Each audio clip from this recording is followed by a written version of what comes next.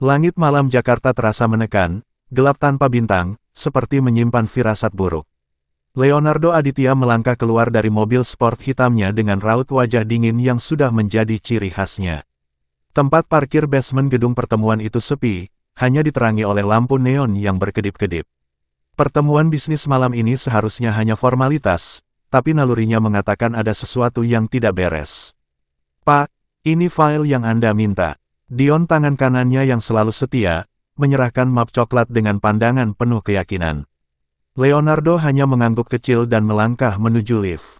Namun langkahnya terhenti ketika suara tembakan memecah keheningan. Peluru menghantam dinding beton di dekatnya, memercikkan serpihan. Leonardo segera berlindung di balik mobil, tangannya meraba ke sabuknya untuk meraih pistol yang selalu ia bawa. "Dion, apa ini?" bentaknya sambil menajamkan pendengaran, mencoba menakar jumlah musuh. "Ada yang menjebak kita," jawab Dion terdengar panik. Tembakan berikutnya datang bertubi-tubi, membuat suasana makin kacau. Leonardo menyadari bahwa ini bukan serangan acak, ini adalah pembunuhan terencana. Ia sempat menembak balik, tetapi posisi mereka terpojok. "Bos, kita harus pergi sekarang," Dion berteriak, tapi sebelum mereka bisa bergerak lebih jauh, suara langkah mendekat dari segala arah. Di saat itu seorang wanita muncul dari bayangan. Dengan rambut hitam panjang tergerai dan jaket kulit yang tampak terlalu besar untuk tubuhnya, dia berlari ke arah Leonardo. "Cepat, ikuti saya," serunya tanpa menunggu jawaban. Leonardo sempat ragu, tapi tatapan matanya menunjukkan sesuatu yang tak bisa dijelaskan, kepercayaan yang aneh. Wanita itu menarik tangannya, membawa mereka melewati lorong sempit yang gelap. Mereka berlari ke arah tangga darurat. Terdengar suara langkah berat mengejar di belakang, diiringi percikan peluru. Wanita itu bergerak gesit, seperti sudah mengenal tempat ini dengan baik. "Lewat sini," katanya sambil mendorong pintu ke ruangan kecil yang dipenuhi kotak-kotak kardus. "Apa yang kau lakukan di sini?"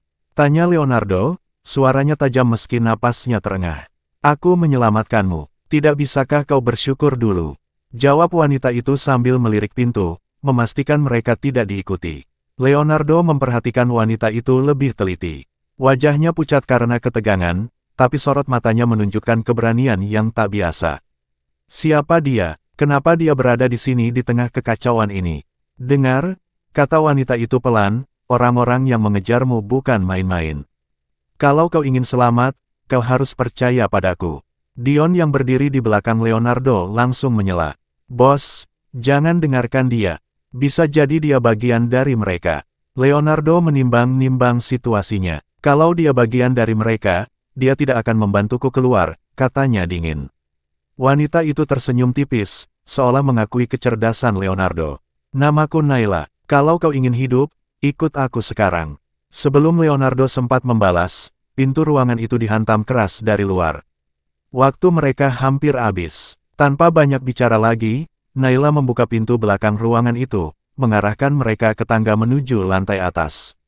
Mereka akhirnya sampai di atap gedung, di mana helikopter kecil sudah menunggu dengan baling-baling yang berputar cepat. Naila memberikan isyarat kepada pilot di dalamnya, lalu memandang Leonardo. "Ini kesempatanmu keluar dari sini hidup-hidup," katanya. Leonardo tidak membuang waktu. Ia melompat masuk ke helikopter bersama Dion, masih menatap Naila dengan tatapan penuh curiga. "Kau tidak ikut?" tanyanya. Naila hanya tersenyum samar. "Aku ada urusan lain." Sebelum Leonardo sempat bertanya lebih jauh, helikopter itu lepas landas, meninggalkan Naila berdiri di atap, bayangannya samar diterangi lampu kota. Di dalam helikopter, Dion memecah keheningan. "Bos, aku tidak percaya wanita itu. Kita harus menyelidikinya." Leonardo hanya terdiam, menatap pemandangan kota yang perlahan terlihat kecil. Begitu juga dengan Naila yang terlihat makin jauh. Keesokan harinya, kriit, suara derit pintu besi perlahan terbuka memenuhi ruangan bawah tanah. Leonardo duduk di ujung meja panjang, mengenakan setelan hitam yang rapi, meski wajahnya menunjukkan kelelahan setelah malam yang panjang. Di hadapannya, Naila duduk dengan tangan terborgol di atas meja. Sorot matanya tidak menunjukkan ketakutan, meski tubuhnya jelas tampak lelah dan kotor. "Jadi," Leonardo memulai dengan nada rendah, "siapa kau sebenarnya?" Naila mendongak, menatap pria itu dengan dingin. "Aku sudah bilang tadi malam. Namaku Naila." Leonardo menyandarkan tubuhnya ke kursi, menatap Naila seakan berusaha menembus lapisan-lapisan rahasia yang ia sembunyikan. Itu tidak cukup. Bagaimana kau bisa ada di sana saat serangan terjadi? Dan kenapa kau membantuku? Sebelum Naila menjawab, Dion, yang berdiri di sudut ruangan dengan tangan bersilang, angkat bicara. Bos, aku yakin dia bagian dari mereka. Dia muncul di waktu yang terlalu tepat. Naila tersenyum sinis. Kalau aku bagian dari mereka, kau pikir aku akan menyelamatkan bosmu? Kau pasti sudah mati sekarang.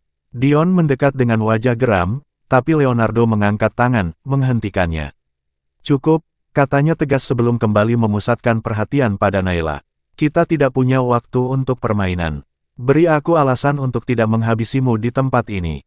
Naila menghela napas panjang. Aku berada di sana karena aku sedang menyelidiki sesuatu. Serangan itu tidak ada hubungannya denganku. Menyelidiki. Leonardo mengernyitkan dahi. Apa yang kau selidiki? Ada seseorang yang sudah lama aku cari, jawab Naila singkat. Sorot matanya sejenak tampak gelisah, tapi ia segera menguasai dirinya. Dan aku tahu orang itu terhubung dengan duniamu. Leonardo menatap Naila dengan penuh perhatian. Ada sesuatu di balik kata-katanya yang tidak ia katakan, sebuah luka tersembunyi, mungkin dendam. Apa yang kau cari dariku Naila? Naila menunduk, suaranya pelan namun tajam.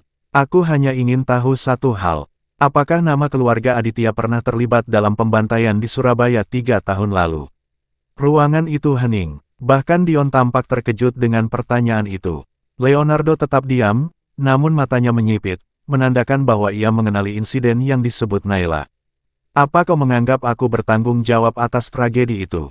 Tanya Leonardo dingin. Aku tidak tahu, jawab Naila, suaranya bergetar meski ia berusaha terdengar tegar. Tapi aku tahu salah satu keluarga mafia terbesar ada di balik itu. Dan keluargamu adalah kandidat utama. Leonardo menahan napas sejenak, lalu berdiri. Aku tidak pernah menjalankan operasi di Surabaya. Kalau kau datang ke sini untuk menuduhku, kau salah tempat. Naila menatap Leonardo dengan tatapan tajam, mencari kejujuran di balik kata-katanya. Namun, wajah pria itu tetap sulit ditebak.